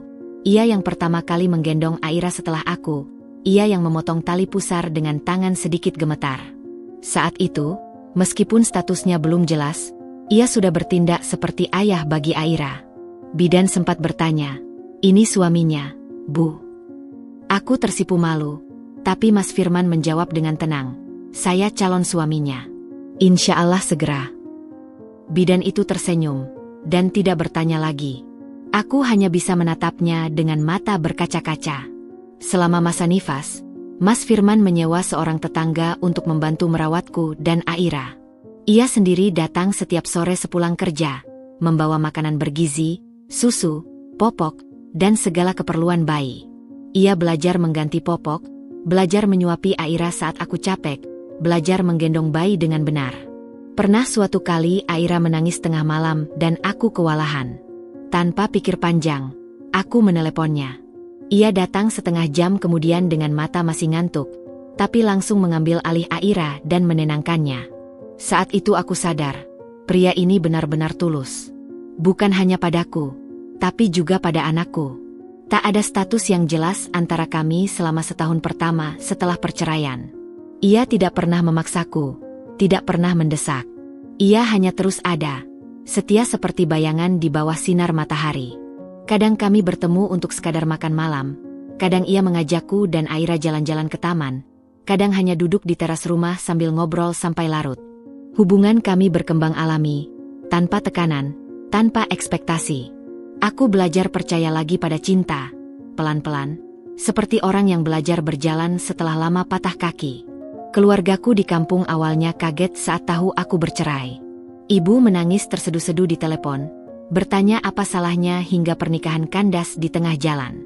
Tapi saat ku ceritakan semuanya, tentang malam itu, tentang Mas Gani yang meninggalkanku, tentang Pak Firman yang mengantarku pulang, ibu diam lama. Lalu ia berkata, "Nak, mungkin ini jalan Tuhan. Mungkin dia yang lebih baik sudah menunggumu." Kata-kata ibu selalu menjadi penguat di saat aku lemah. Dan benar saja, Setahun setelah perceraian, saat Aira genap berusia 1 tahun, Mas Firman melamarku. Bukan dengan cara yang heboh, bukan dengan pesta kejutan atau bunga beribu tangkai. Ia melamarku dengan sederhana, di taman dekat rumah baruku. Rumah yang ia bantu cari dan biayai karena aku tak mungkin tinggal di kontrakan lama yang penuh kenangan pahit bersama Mas Gani. Sore itu, Aira sedang tidur siang di rumah. Mas Firman mengajakku jalan-jalan ke taman. Aku pikir hanya jalan biasa, seperti yang sering kami lakukan. Tapi saat sampai di taman, aku melihat sesuatu yang berbeda. Di bawah pohon besar tempat kami biasa duduk, terbentang tikar kecil dengan makanan kesukaanku. Nasi goreng, sate ayam, dan es teh manis. Ada lilin-lilin kecil di sekelilingnya, meskipun masih sore dan lilin itu belum dinyalakan. Mas Firman menggandeng tanganku, menuntunku duduk di tikar. Dewi, aku tahu ini mungkin masih terlalu cepat buat sebagian orang. Tapi aku sudah menunggu cukup lama. Setahun setelah perceraianmu, dan setahun sebelumnya aku diam-diam menyimpan rasa. Aku tahu kamu pernah terluka. Aku tahu pernikahan bukan hal mudah. Tapi aku mau mencoba. Bersamamu. Menjadi suami yang baik, dan ayah yang baik untuk Aira. Maukah kamu menjadi istriku? Ia mengeluarkan sebuah kotak kecil dari saku celananya. Membukanya perlahan, memperlihatkan cincin emas putih dengan berlian kecil yang berkilau. Cincin itu sederhana, tidak berlebihan, tapi begitu indah. Matanya menatapku dengan penuh harap, bercampur sedikit cemas. Untuk pertama kalinya, aku melihat pria setegas itu tampak rentan. Ia takut ditolak, takut perasaannya tidak terbalas. Aku menangis. Lagi-lagi menangis di depannya. Tapi kali ini tangis bahagia. Aku mengangguk, berkata dengan suara bergetar. Iya, Mas. Aku mau. Aku juga sayang sama Mas. Ia tersenyum lebar, memelukku erat, lalu memakaikan cincin itu di jariku. Cincin itu pas, seolah memang sudah menjadi milikku dari dulu. Kami duduk di taman itu sampai sore berganti senja, membicarakan masa depan, membicarakan Aira, membicarakan rencana pernikahan sederhana yang kami inginkan. Mas Firman bercerita tentang rumah yang sedang ia siapkan untuk kami, kamar khusus untuk Aira dengan tema Putri Duyung, karena Aira suka sekali dengan tokoh kartun itu. Ia sudah memikirkan semuanya, merencanakan setiap detail dengan hati-hati, seperti ia merencanakan proyek besar di kantornya. Tapi kali ini proyeknya adalah kebahagiaan kami bertiga. Saat senja tiba, kami pulang dengan tangan bergandengan. Aira sudah bangun, duduk di ruang tamu bersama tetangga yang menjaganya. Begitu melihat kami masuk, ia langsung merangkak mendekat, merengek minta digendong. Mas Firman menggendongnya dengan cekatan, mencium pipi gembulnya yang membuat Aira tertawa cekikikan. Aku melihat mereka berdua, dan hatiku menghangat. Inilah keluarga yang selama ini aku impikan. Inilah kebahagiaan yang dulu terasa begitu jauh. Malam itu, setelah Aira tidur, aku duduk di balkon rumah memandangi langit berbintang. Cincin di jariku masih terasa asing, tapi juga terasa begitu benar. Aku teringat malam 2 tahun lalu, saat aku ditinggal sendirian di parkiran hotel dengan perut besar dan hati hancur. Aku teringat bagaimana Pak Firman muncul seperti malaikat tanpa jubah, mengantarku pulang, menyelamatkanku dari malam yang kelam. Aku tidak pernah membayangkan bahwa malam itu akan menjadi titik balik hidupku. Aku tidak pernah membayangkan bahwa pria yang mengantarku pulang akan menjadi rumah terakhirku. Tuhan memang maha baik. Ia mengambil sesuatu yang tidak baik dari hidupku, dan menggantinya dengan yang jauh lebih baik. Ia mengizinkanku melewati badai, agar aku bisa menghargai matahari. Ia mengizinkanku merasakan sakit, agar aku bisa merasakan bahagia yang sesungguhnya. Aku berbisik pada angin malam, terima kasih, Tuhan. Terima kasih sudah menjagaku malam itu. Terima kasih sudah mengirimkan malaikat tanpa sayap untuk menjemputku. Keesokan harinya, Mas Firman datang dengan membawa kertas-kertas undangan pernikahan. Ia minta pendapatku tentang desainnya, tentang warna, tentang kata-kata yang akan dicetak. Kami duduk bersama, membahas detail kecil dengan serius tapi juga penuh tawa. Aira ikut, membantu, dengan cara mengambil spidol dan menggambar di sudut undangan. Mas Firman tidak marah, ia malah tertawa dan berkata, nanti gambar Aira kita fotokopi, kita lampirin di undangan sebagai tanda tangan spesial. Aira senang bukan main, berlarian keliling ruangan sambil tertawa. Saat aku menandatangani kontrak sewa gedung untuk resepsi, aku teringat masa laluku yang kelam. Dulu aku menikah dengan Mas Gani hanya dengan resepsi sederhana di kampung, tanpa pesta, tanpa persiapan matang. Ia bilang tidak perlu repot-repot, yang penting sah. Aku menurut saja, karena aku pikir cinta cukup dengan kesederhanaan. Tapi sekarang aku tahu, cinta juga butuh perayaan. Butuh pengakuan di hadapan orang banyak bahwa kami memilih untuk bersama. Dan Mas Firman memberiku semua itu tanpa aku minta. Beberapa minggu sebelum pernikahan, kami mengunjungi makam ayah Mas Firman. Ia ingin memperkenalkan aku dan Aira secara resmi. Di depan pusara, ia berdoa lama. Aku memegang tangannya, ikut berdoa dalam hati. Aku berjanji pada almarhum, bahwa aku akan menjaga putranya, akan menjadi istri yang baik, akan merawat keluarga kecil ini dengan sepenuh hati. Aira yang belum mengerti apa-apa, duduk di rumput sambil memetik bunga kecil. Mungkin ini caranya ikut mendoakan kakek yang tak pernah ia temui. Malam sebelum pernikahan, aku tidak bisa tidur. Aku duduk di kamar Aira, menatap tidurnya yang lelap. Besok ia akan resmi menjadi anakku dan anak Mas Firman. Besok kami akan menjadi keluarga yang sah di mata Tuhan dan manusia. Aku berbisik, "Nak, besok ibu nikah. Bukan dengan ayah kandungmu, tapi dengan pria yang lebih mencintai kita berdua. Ibu harap kamu bahagia." Aira bergerak sedikit, lalu tersenyum dalam tidurnya. Mungkin mimpinya indah. Mungkin ia bermimpi tentang ayah barunya yang selalu menggendongnya dengan penuh cinta. Esoknya, matahari bersinar cerah.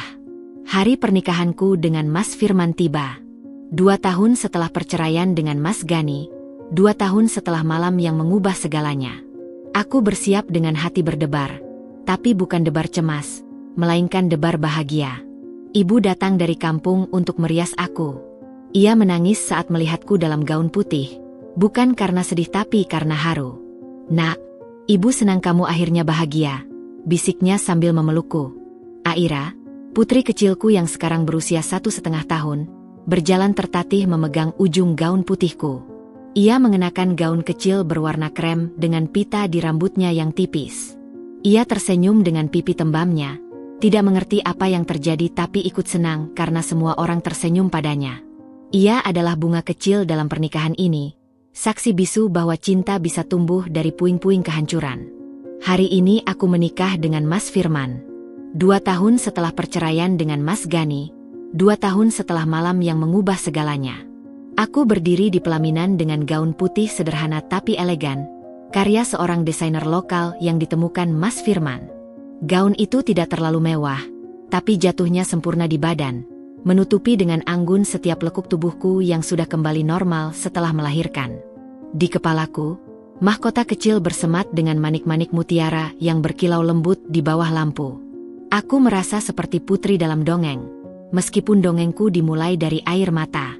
Aira, putri kecilku yang sekarang berusia 1,5 tahun, berjalan tertatih memegang ujung gaun putihku. Ia mengenakan gaun kecil berwarna krem dengan pita besar di pinggang dan rambutnya yang tipis dihiasi jepit bunga mungil. Ia tersenyum dengan pipi tembamnya, melambai pada para tamu yang tersenyum gemas melihatnya. Sesekali ia hampir jatuh, tapi dengan lucunya ia bisa menyeimbangkan diri lagi. Aku menatapnya dengan haru, menyadari bahwa dialah anugerah terindah yang pernah Tuhan berikan padaku. Dan hari ini, dia akan resmi memiliki seorang ayah yang sungguh-sungguh mencintainya. Akad berlangsung sederhana, digelar di sebuah gedung pertemuan kecil yang dihias dengan bunga-bunga segar warna pastel. Hanya dihadiri keluarga dekat dan beberapa rekan kantor Mas Firman yang benar-benar dekat. Tidak lebih dari 100 orang, persis seperti yang kami inginkan. Mas Firman sejak awal sudah sepakat bahwa pernikahan ini bukan untuk pamer atau mencari validasi sosial. Ini tentang 2 insan yang saling mencinta dan ingin menghabiskan sisa hidup bersama, dengan restu Tuhan dan orang-orang terdekat. Ibuku duduk di barisan depan, menyeka air mata haru sejak awal acara. Ayahku yang sudah sepuh tersenyum bangga melihat putri bungsunya akhirnya menemukan kebahagiaan. Mertuaku, Ibu Mas Firman, juga tampak bahagia. sesekali melambaikan tangan pada Aira yang melongo melihat dekorasi pelaminan. Keluarga besarku dari kampung datang berbondong-bondong, memenuhi beberapa baris kursi. Mereka yang dulu menggunjingkan perceraianku, kini ikut mendoakan kebahagiaanku. Itulah keluarga, pikirku. Kadang menyebalkan tapi selalu ada saat kau benar-benar membutuhkan. Mas Firman tampan sekali hari ini. Ia mengenakan setelan jas berwarna abu-abu tua dengan kemeja putih dan dasi kupu-kupu warna senada dengan gaunku. Rambutnya disisir rapi ke belakang, memperlihatkan dahinya yang lebar dan matanya yang teduh di balik kacamata tipis. Ia tersenyum lebar saat melihatku berjalan menuju pelaminan, digandeng ayahku. Aku bisa melihat matanya berkaca-kaca, meskipun ia berusaha tegar. Pria setegar itu ternyata bisa menangis melihat pengantinnya berjalan mendekat. Saat ayahku menyerahkan tanganku padanya, Mas Firman menggenggamnya erat. Beliau berbisik, "Jagalah putri saya. Nak, dia sudah melalui banyak hal. Beri dia kebahagiaan yang layak ia dapatkan." Mas Firman mengangguk mantap, mengecup punggung tangan ayahku dengan hormat. Aku hampir menangis melihatnya. Prosesi akad berlangsung hikmat. Mas Firman mengucapkan ijab kabul dengan suara lantang dan jelas, tanpa ragu sedikitpun. Saya terima nikah dan kawinnya Dewi binti Ahmad dengan mas kawin berupa seperangkat alat sholat dan emas 10 gram, dibayar tunai. Penghulu mengulang sampai 3 kali, dan 3 kali itu dijawab dengan mantap. Saksi-saksi mengangguk, menandatangani buku nikah, dan seketika itu juga kami resmi menjadi suami istri. Ada yang berbisik, ada yang bergosip di antara para tamu. Aku bisa melihat beberapa rekan kantor Mas Firman berbisik-bisik, mungkin membahas bagaimana bos mereka menikahi mantan istri karyawan yang dipecat. Tapi aku tak peduli. Biarlah mereka berbicara. Yang tahu kebenaran hanya kami dan Tuhan. Yang tahu bagaimana Mas Firman menjagaku selama 2 tahun terakhir hanya kami berdua. Yang tahu bagaimana ia setia menungguku hingga aku siap, hanya kami yang merasakan. Setelah akad, kami bersalam-salaman dengan para tamu. Aira digendong oleh ibuku, sesekali merengek minta digendong Mas Firman. Saat giliran menerima tamu, Mas Firman mengambil Aira dan memangku putri kecil itu di pangkuannya. Aira tersenyum lebar, memegang dasi kupu-kupu ayah barunya, dan berkata dengan bahasa bayi yang menggemaskan, "Pak, pak." Seluruh ruangan sontak gempar. Aira memanggilnya, "Papa," untuk pertama kalinya. Mas Firman menangis. Aku menangis. Ibuku menangis. Semua orang terharu. Seorang rekan kantor Mas Firman mendekat, wanita parubaya yang dulu sempat menemani aku saat acara kantor. Ia berbisik, "Dewi, saya turut bahagia. Dan saya juga minta maaf kalau dulu ada salah. Tapi saya tahu, Firman itu baik. Dia akan jagain kamu." Aku memeluknya, berterima kasih. Di sudut ruangan, kulihat beberapa orang yang dulu sempat menggunjingku kini tersenyum tulus. Mungkin mereka akhirnya mengerti. Mungkin mereka melihat sendiri bagaimana Mas Firman menatapku dengan penuh cinta. Bagaimana ia memperlakukan Aira seperti anak kandungnya sendiri. Resepsi berlangsung meriah meskipun sederhana. Ada hiburan dari band akustik yang membawakan lagu-lagu cinta. Ada kue pengantin 3 tingkat dengan hiasan bunga segar. Ada hidangan prasmanan dengan masakan kesukaanku dan Mas Firman. Kami berfoto bersama keluarga, bersama teman-teman, bersama Aira yang sibuk dengan balon di tangannya. Semuanya terasa begitu sempurna, seperti mimpi yang menjadi nyata. Saat foto bersama keluarga besar, seseorang berbisik di telingaku, "Dulu aku pernah lihat kamu di parkiran hotel, hamil besar, nangis sendiri. Lihat sekarang, kamu bersanding bahagia dengan pria baik." Aku menoleh, menemukan seorang wanita yang kukenal sebagai petugas kebersihan hotel malam itu. Ia tersenyum padaku. Aku tersenyum balik, mataku berkaca-kaca. Ya, hidup memang penuh kejutan. Dari air mata, Tuhan bisa menciptakan tawa. Dari kepedihan, Tuhan bisa menciptakan kebahagiaan. Malam harinya, setelah semua tamu pulang, setelah Aira tertidur lelap di kamarnya yang baru di rumah Mas Firman, rumah kami sekarang, aku dan Mas Firman duduk di beranda belakang. Rumahnya tidak terlalu besar, tapi cukup untuk kami bertiga. Ada halaman kecil dengan rumput sintetis dan ayunan untuk Aira. Ada taman mungil dengan bunga-bunga yang ditanam Mas Firman sendiri. Ada kolam ikan kecil yang menjadi favorit Aira untuk melihat ikan berenang. Rumah ini terasa hangat, terasa seperti rumah sesungguhnya. Mas Firman memelukku dari belakang. Ia mencium puncak kepalaku, membiarkan aroma rambutku memenuhi indranya. Akhirnya, setelah 2 tahun menunggu, kamu resmi jadi istriku, bisiknya lembut.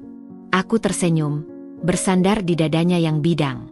Aku juga gak nyangka, Mas. 2 tahun lalu aku gak pernah mimpi bisa sebahagia ini. Kamu tahu gak, Dewu? Malam itu aku hampir gak jadi pulang ke hotel.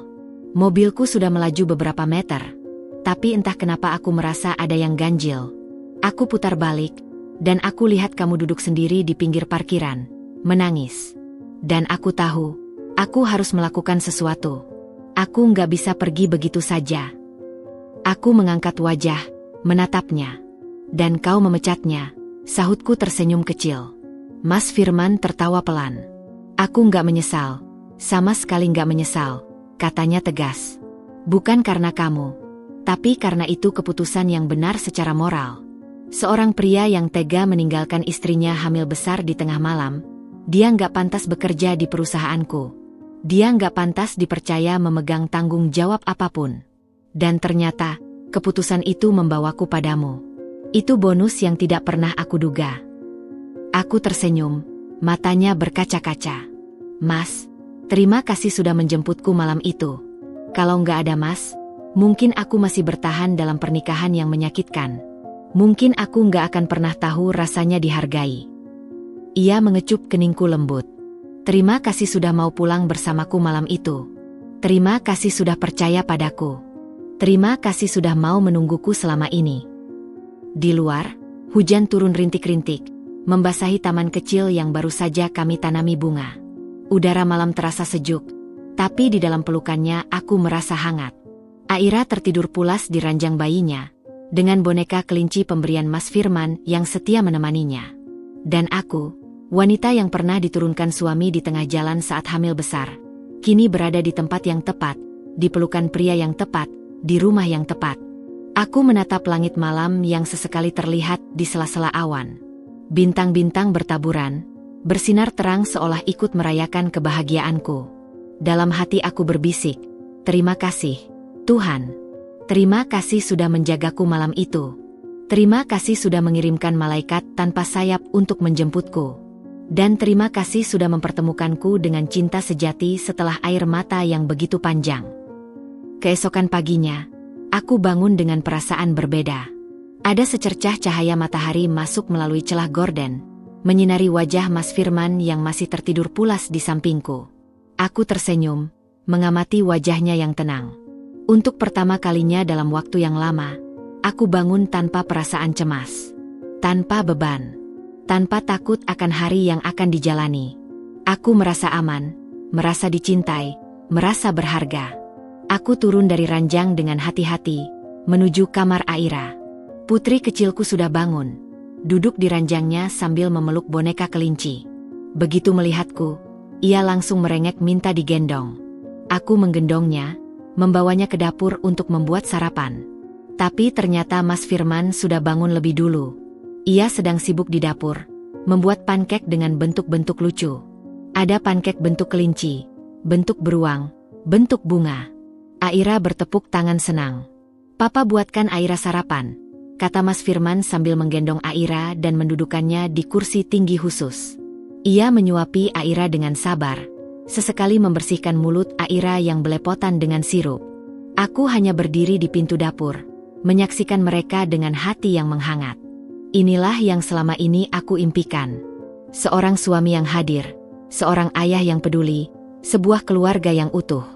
Setelah sarapan, Mas Firman pamit kerja. Sebelum pergi, ia mencium keningku dan mencium pipi Aira. Jaga mama ya, nak. Papa pergi dulu. Nanti sore papa pulang bawain mainan baru. Aira melambai-lambai kecil, mengucapkan, pak-pak. Dengan lucunya, aku mengantarnya sampai pintu, melambai saat mobilnya melaju pergi. Hari-hari setelahnya berjalan dengan indah. Aku mengurus rumah, mengurus Aira, sesekali membantu Mas Firman dengan administrasi ringan dari rumah. Ia selalu pulang tepat waktu, tidak pernah lembur kecuali benar-benar darurat. Ia ingin menghabiskan waktu sebanyak mungkin dengan kami. Di akhir pekan, kami pergi ke taman, ke mall, ke kebun binatang, melakukan hal-hal kecil yang membahagiakan. Aira tumbuh dengan ceria, dikelilingi cinta dari mama dan papa barunya. Aku tak pernah membenci Mas Gani. Anehnya, aku bahkan berterima kasih padanya. Tanpa kebodohannya malam itu, aku tak akan pernah tahu bagaimana rasanya dihargai. Tanpa keegoisannya, aku tak akan pernah bertemu dengan pria sebaik Mas Firman. Tanpa keputusannya meninggalkanku di parkiran hotel, aku tak akan pernah menemukan jalan pulang yang sebenarnya. Dan Mas Firman, pria yang mengantarku pulang malam itu, kini menjadi rumah terakhirku. Ia bukan hanya suami, tapi juga sahabat, juga ayah bagi anakku, juga tempatku pulang saat lelah. Bersamanya, aku belajar bahwa cinta sejati tidak harus dimulai dengan dongeng indah. Kadang cinta sejati datang di tengah malam yang kelam, membawa payung saat hujan, mengantarkanmu pulang saat kau tersesat di jalan. Malam ini, saat Aira sudah tidur, aku dan Mas Firman duduk di beranda lagi. Bulan bersinar terang, ditemani bintang-bintang yang bertaburan. Angin malam berhembus sepau-sepau, membawa aroma bunga melati dari taman. Mas Firman memegang tanganku, jari-jarinya mengelus cincin di jari manisku. "Bahagia, Dewu?" tanyanya pelan. Aku menatapnya, tersenyum.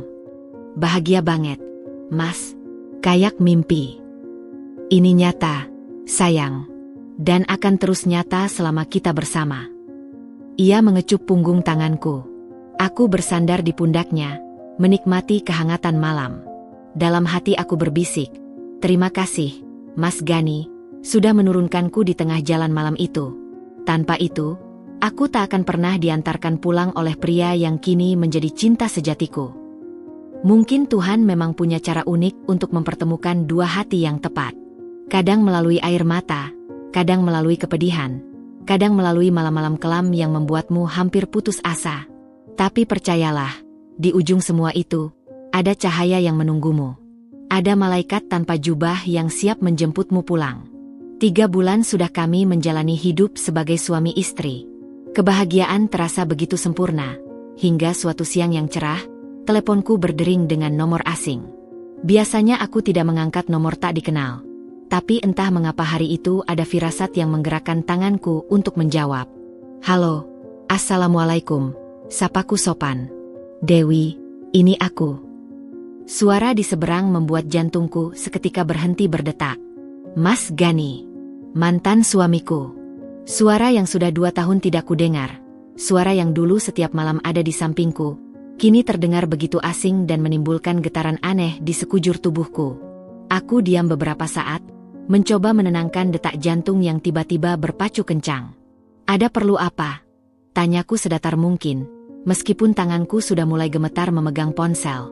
"Aku perlu ketemu." "Penting," jawabnya dengan nada memaksa, nada yang dulu selalu membuatku menurut. "Ngapain ketemu? Gak ada yang perlu dibicarakan lagi. Urusan kita udah selesai 2 tahun lalu. Ini soal hak asuh Aira." Kalimat itu seperti petir di siang bolong. Aku tersentak, hampir menjatuhkan ponsel. Kakiku lemas. Aku segera duduk di kursi terdekat. "Hak asuh? Kamu gila, Gani? 2 tahun gak pernah nanyain anak, tiba-tiba minta hak asuh." Suaraku tak bisa lagi kutahan, bergetar hebat. "Aku tetap ayah kandungnya, Dewu. Secara hukum aku punya hak. Kita bicara baik-baik, ketemu. Aku tunggu di kafe dekat rumah lamamu. Sore ini jam 4. Telepon ditutup tanpa memberi kesempatan bagiku untuk menolak. Aku terdiam lama, menatap layar ponsel yang gelap. Tanganku masih gemetar. Perasaanku campur aduk antara takut, marah, dan bingung. Aira yang sedang bermain balok di ruang tamu mendekat, merangkak naik ke pangkuanku. "Mama, nangis?" tanyanya polos, melihat mataku yang basah. Ia mengusap pipiku dengan tangan mungilnya. Aku memeluknya erat, mencium rambutnya yang harum. "Tidak, aku tidak akan membiarkan siapapun mengambilnya. Aira adalah hidupku, darah dagingku, segalanya bagiku. Sepanjang sore itu aku tidak bisa tenang. Pikiran kacau, perasaan tidak karuan. Aku mencoba menghubungi Mas Firman, tapi ponselnya tidak aktif. Mungkin sedang rapat. Aku ragu harus bagaimana. Apakah aku harus datang sendiri? Apakah ini jebakan? Mas Gani tiba-tiba muncul setelah 2 tahun menghilang. Setelah menikah lagi, setelah tidak pernah sekalipun menanyakan kabar Aira. Apa yang sebenarnya ia inginkan? Jam 3 sore. Aku sudah tidak tahan. Aku memutuskan untuk pergi sendiri. Aku titipkan Aira pada tetangga yang baik hati, berpamitan dengan alasan ada urusan keluarga.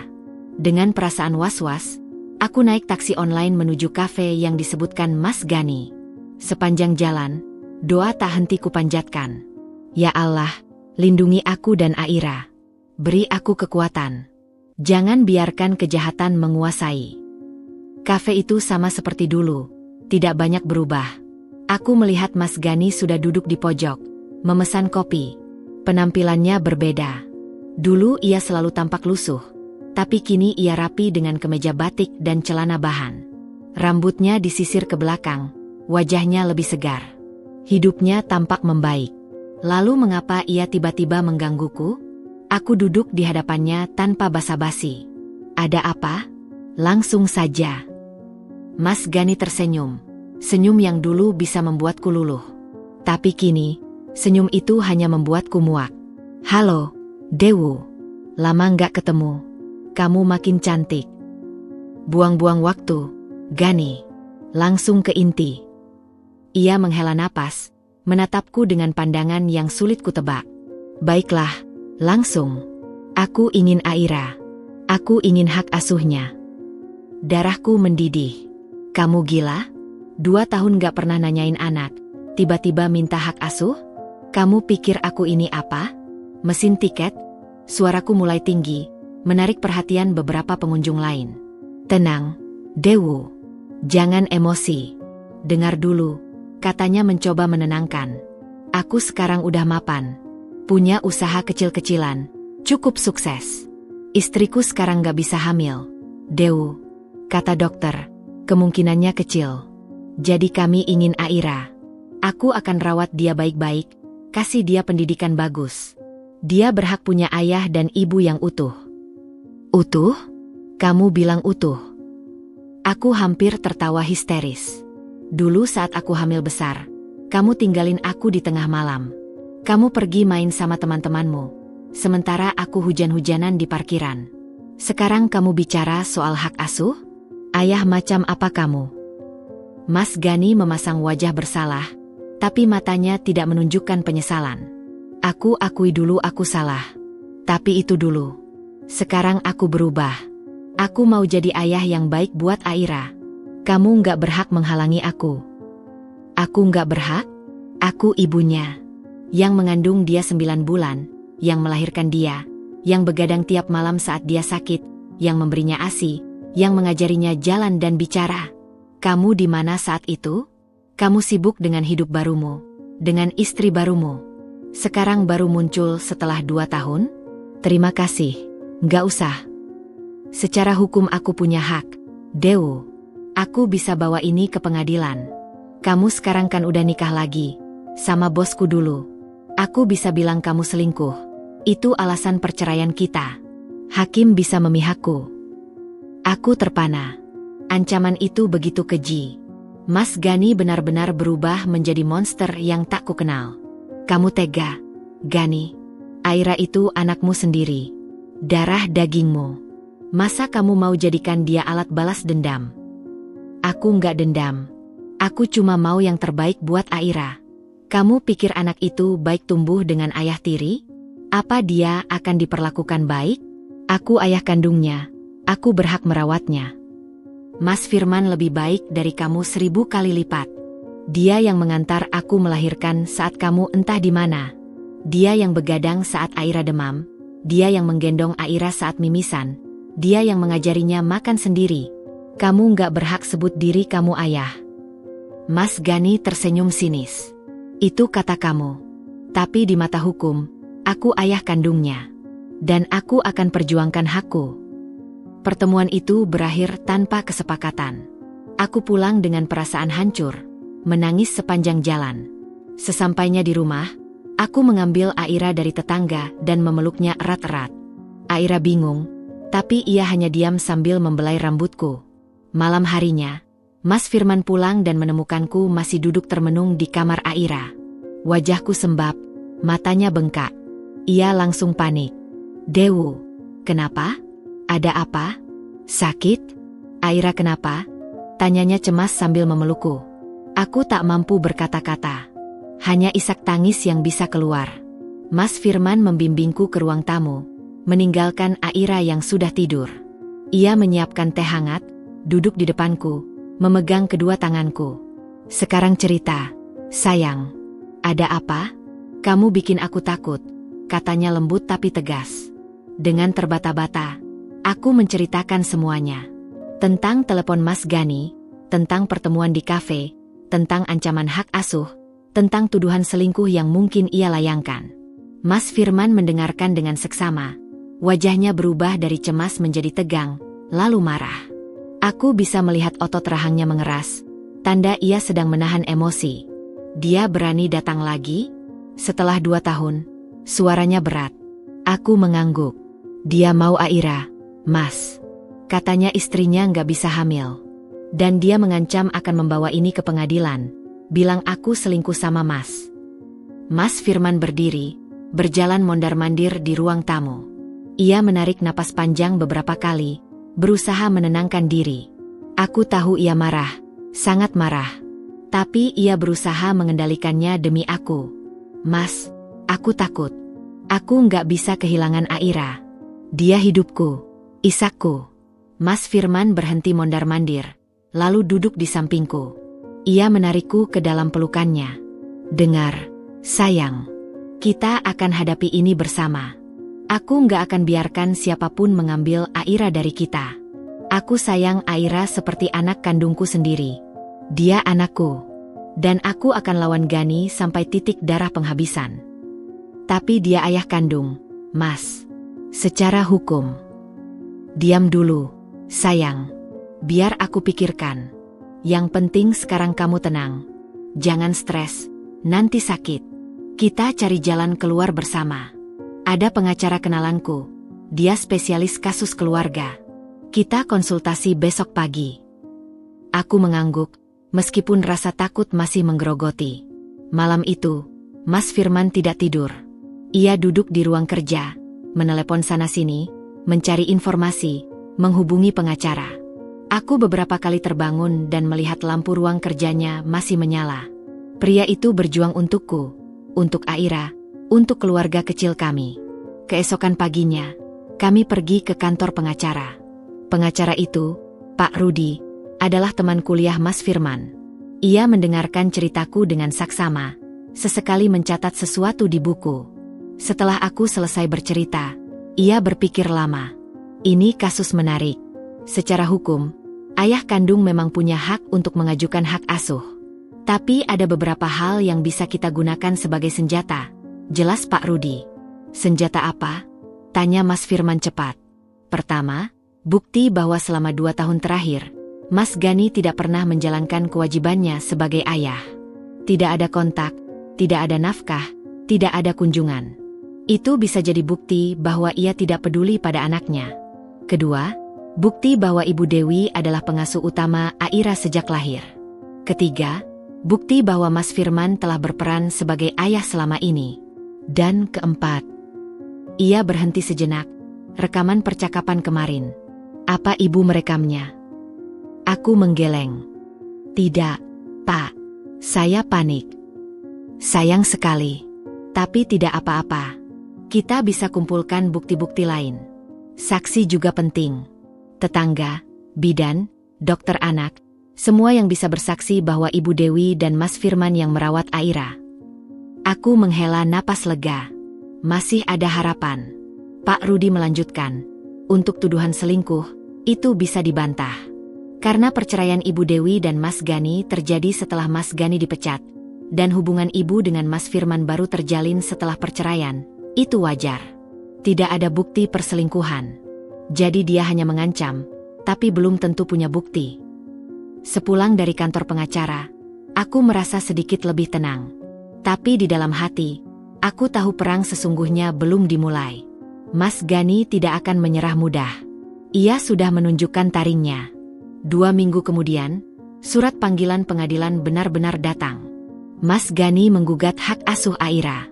Aku menangis semalaman saat menerima surat itu. Mas Firman memelukku erat, tidak banyak bicara, hanya mengusap punggungku dengan lembut. Aira yang melihat mamanya menangis, ikut menangis meskipun tidak tahu apa yang terjadi. Itu adalah malam terberat dalam hidupku setelah malam di parkiran hotel 2,5 tahun lalu. Hari persidangan pertama pun tiba. Aku datang dengan Mas Firman dan Pak Rudi. Di ruang sidang, aku melihat Mas Gani duduk bersama istrinya, wanita muda dengan wajah manis, perutnya terlihat buncit. Aku terkejut. Bukankah ia bilang istrinya tidak bisa hamil? Lalu mengapa wanita itu hamil? Persidangan berlangsung tegang. Mas Gani bersaksi tentang haknya sebagai ayah kandung, tentang kemampuannya secara finansial, tentang keinginannya memberikan yang terbaik untuk Aira. Istrinya juga bersaksi, mengaku ingin menjadi ibu yang baik untuk Aira. Saat giliranku bersaksi, Pak Rudi mengajukan pertanyaan-pertanyaan tajam. Selama 2 tahun terakhir, apakah Mas Gani pernah menjenguk Aira? Aku jawab tidak. Apakah Mas Gani pernah memberikan nafkah untuk Aira? Tidak. Apakah Mas Gani pernah menanyakan kabar Aira melalui telepon atau pesan? Tidak. Lalu, apa yang membuatnya tiba-tiba mengajukan hak asuh sekarang? Hakim mengangguk-angguk. Aku bisa melihat raut wajahnya mulai mempertimbangkan. Saat itulah istrinya Mas Gani tiba-tiba pingsan di ruang sidang. Suasana menjadi kacau. Sidang diskors, istri Mas Gani dilarikan ke ruang pertolongan pertama. Aku hanya bisa menggeleng-geleng kepala melihat drama yang terjadi. Beberapa minggu kemudian, sidang dilanjutkan. Pak Rudi menghadirkan saksi-saksi. Tetanggaku yang selama ini melihat bagaimana Mas Firman merawat Aira, bidan yang membantuku melahirkan, dokter anak Aira, bahkan guru di tempat Aira bermain. Semua bersaksi bahwa Mas Firmaulah yang berperan sebagai ayah bagi Aira selama ini. Mas Gani kewalahan membantah. Apalagi setelah pengacaranya sendiri mendapatkan fakta bahwa istri Mas Gani ternyata memang sedang hamil, dan kehamilannya sudah berjalan 5 bulan, jauh sebelum Mas Gani mengajukan gugatan. Artinya, ia berbohong tentang ketidakmampuan istrinya hamil. Itu menghancurkan kredibilitasnya di mata hakim. Hari pembacaan putusan tiba. Aku duduk gemetar di kursi, tanganku digenggam erat oleh Mas Firman. Doa tak henti kupanjatkan. Hakim membacakan putusan dengan suara lantang. Mengadili, menolak gugatan penggugat untuk seluruhnya. Menetapkan hak asuh anak bernama Aira binti Gani berada di tangan ibu kandungnya, Dewi binti Ahmad. Membebankan biaya perkara kepada penggugat. Aku menangis haru. Mas Firman memelukku erat, matanya juga basah. Pak Rudi tersenyum puas. Sementara Mas Gani, ia terduduk lemas di kursinya, wajahnya pucat pasi. Istrinya menangis di sampingnya. Saat kami keluar dari ruang sidang, Mas Gani menyusul. "Dewu, tunggu," teriaknya. Aku berbalik. Mas Firman sigap berdiri di sampingku, siap melindungi. "Maafin aku, Dewu. Aku keterlaluan. Aku cuma putus asa. Istriku hamil, tapi aku takut nggak bisa jadi ayah yang baik. Makanya aku pikir dengan ambil Aira, mungkin aku bisa belajar. Tapi aku sadar, aku salah," katanya dengan suara bergetar. Aku menatapnya lama. Pria di depanku ini adalah masa laluku. Ia pernah menjadi bagian penting dalam hidupku. Tapi ia juga sumber air mata terbanyakku. "Gani, lupakan masa lalu. Tapi ingat ini, Aira adalah anakku. Aku akan selalu menjaganya. Kamu boleh jadi ayahnya, kalau kamu benar-benar ingin. Tapi jangan coba-coba merebutnya lagi. Karena aku akan lawan kamu sampai mati." Mas Gani mengangguk lesu. "Aku ngerti. Maafin aku." Ia pergi dengan langkah gontai, ditemani istrinya yang hamil. Aku menarik napas panjang, melepaskan beban yang selama ini menggunung. Mas Firman memelukku. "Kita pulang, sayang. Aira udah nunggu." Aku tersenyum. Ya, kami pulang. Pada rumah kami, pada keluarga kami, pada cinta yang telah teruji. Konflik dengan mantan suami akhirnya berlalu, meninggalkan pelajaran berharga bahwa keluarga bukan sekadar ikatan darah, tapi ikatan hati. 2 tahun sudah berlalu sejak persidangan yang melelahkan itu. Kini aku duduk di teras rumah, menikmati hangatnya sinar matahari sore sambil melihat Aira yang sudah berusia 4 tahun bermain ayunan di halaman. Mas Firman baru pulang kerja. Ia melepas sepatu dan langsung menghampiriku, mengecup keningku sebelum bergabung melihat Aira. Laporan dari pengacara, Gani tidak akan mengajukan banding. Dia sudah menerima keputusan, katanya sambil duduk di sampingku. Aku menghela napas lega. Syukurlah. Semoga dia bahagia dengan keluarganya yang baru. Kabar baik lainnya, perusahaanku baru saja mendapat penghargaan sebagai tempat kerja terbaik. Dan aku ingin mengajukan cuti panjang bulan depan. Ajak kalian ke Jepang. Lihat salju. Setuju? Aira yang mendengar kata Jepang langsung berlari menghampiri. Papa, Aira mau lihat salju. Mau bikin boneka salju. Mas Firman tertawa, menggendong Aira dan mengajaknya berputar-putar di halaman. Aku tersenyum melihat mereka, 2 orang yang paling kucintai di dunia ini. Teringat kembali malam itu, malam ketika aku diturunkan di tengah jalan dalam keadaan hamil besar. Aku tidak pernah membayangkan bahwa dari kepedihan itu, Tuhan menyiapkan kebahagiaan yang begitu sempurna. Malam harinya, setelah Aira tidur, aku dan Mas Firman duduk di beranda seperti biasa. Bulan bersinar terang, bintang-bintang bertaburan di langit. Mas Firman memegang tanganku, jari-jarinya mengelus cincin di jari manisku. Bahagia, Dewu? Tanyanya seperti biasa. Aku menatapnya, tersenyum. Bahagia banget, Mas. Syukurlah. Aku juga. Ia mengecup punggung tanganku. Kita akan terus begini, ya? Bersama-sama. Sampai tua nanti. Insya Allah, Mas. Aku bersandar di pundaknya, memejamkan mata. Angin malam berhembus sepau-sepau, membawa aroma melati dari taman. Dalam hati aku berbisik, terima kasih, Tuhan. Terima kasih sudah menjagaku malam itu. Terima kasih sudah mengirimkan malaikat tanpa jubah untuk mengantarku pulang. Malam itu, di pelukan pria yang tepat, aku tahu bahwa semua air mata yang pernah jatuh, semua sakit yang pernah kurasa, semuanya terbayar lunas. Karena cinta sejati tidak selalu datang dengan cara yang indah. Kadang ia datang di tengah malam yang kelam, saat kau paling tidak menduganya, saat kau paling membutuhkannya. Dan aku bersyukur, saat itu tiba, aku tidak menutup pintu. Aku membukanya lebar-lebar. Dan membiarkan cinta itu masuk, mengisi setiap sudut hati yang pernah hancur.